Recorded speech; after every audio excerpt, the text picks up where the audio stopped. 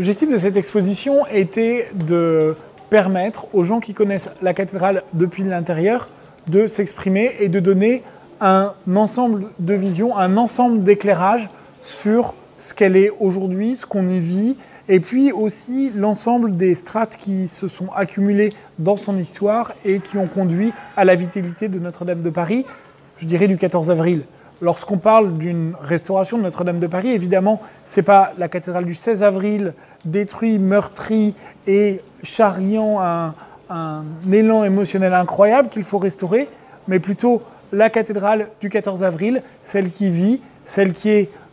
intimement dans le cœur des gens sans le drame qu'on a connu.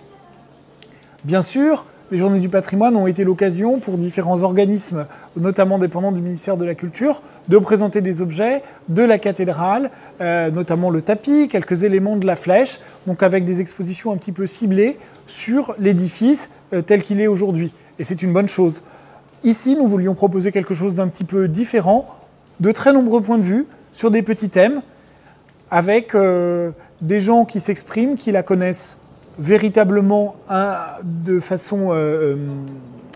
par leur spécialité. Ce sont des musiciens, ce sont des historiens d'art, ce sont des théologiens, ce sont des sculpteurs qui nous parlent de Notre-Dame de Paris qu'ils connaissent parfaitement d'un point de vue académique et qui sont considérés comme étant des spécialistes sur ces questions, mais également qui connaissent intimement parce que pour eux, c'est un lieu qu'ils ont fréquenté, c'est un lieu qu'ils ont connu, c'est un lieu d'humanité, c'est un lieu d'accueil, c'est un lieu qui est ouvert pour tous, c'est un lieu qui est porteur d'un message